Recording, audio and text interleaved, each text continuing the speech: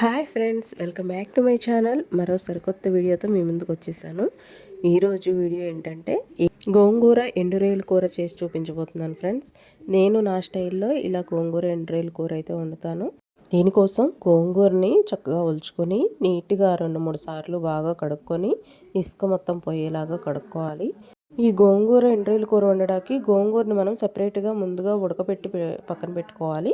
దీనికోసం నేను గోంగూరని నీట్గా వాష్ చేసుకున్న తర్వాత ఒక గిన్నెలో వేసుకొని అందులో ఉప్పు, పసుపు, కొద్దిగా ఆయిల్, అలాగే కొంచెం కారం కూడా వేసుకొని చక్కగా ఉడకబెట్టి ఇలా వీడియోలో చూపిస్తున్న విధంగా పప్పు గుత్తితో అయితే మెదిపేసి పక్కన పెట్టుకోవాలి ఫ్రెండ్స్. ఇప్పుడు గోంగూర ఎండ్రాయిల కూర ఎలా వండుకోవాలో చూసేద్దాము. ఇప్పుడు ఒక గిన్నె తీసుకొని స్టవ్ ఆన్ చేసుకొని స్టవ్ మీద గిన్నె పెట్టుకొని అందులో కూరకు సరిపడా ఆయిల్ అయితే వేసుకోవాలి. ఆయిల్ వేడైన తర్వాత అందులో ముందుగా దంచి పెట్టి ఉంచుకున్న ఒక చిన్న 2-3 వెల్లుల్లి రెబ్బలు, అలాగే ఒక ఎండుమిరపకాయ కూడా గిల్లేసి వేసుకోవాలి. అవి వేగిన తర్వాత అందులో కొద్దిగా ఆవాలు, అలాగే కొంచెం జీలకర్ర వేసుకొని అవి కూడా వేగిన తర్వాత ఉల్లిపాయ అయితే ఒక మీడియం సైజు ఉల్లిపాయ వేసుకొని బాగా వేయించుకోవాలి.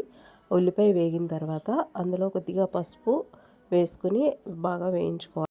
ఇప్పుడు ఈ ఉల్లిపాయ వేగిపోయిన తర్వాత ఎండ్రాయిలు 2-3 సార్లు నీట్గా వాష్ చేసుకొని అంటే బాగా కడుక్కొని వీటిని కూడా ఈ ఉల్లిపాయలో వేయించుకోవాలండి బాగా వీటిని. ఎండ్రాయిలు ఎంత వేగితే కర్రీ టేస్ట్ అంతా బాగుంటుంది.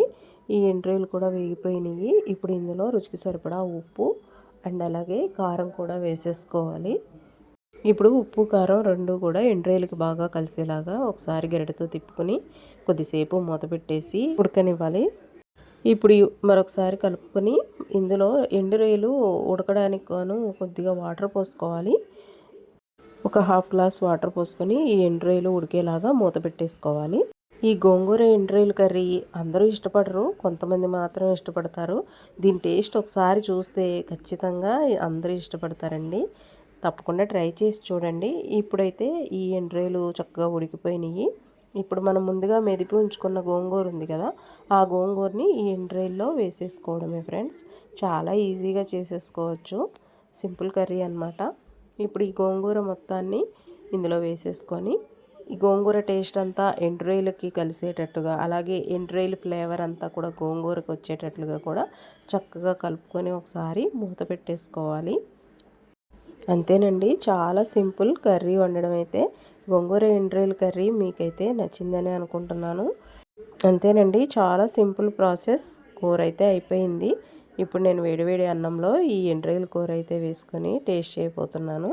వీడియోని ఇస్తే ఒక లైక్ చేయండి ఫ్రెండ్స్. మీ ఫ్రెండ్స్ అండ్ ఫ్యామిలీ మెంబర్స్కి షేర్ చేయండి. ఇలాంటి మరిన్ని వీడియోల కోసం మన ఛానల్ని సబ్స్క్రైబ్ చేసుకోండి. Okay guys, and take care and bye bye.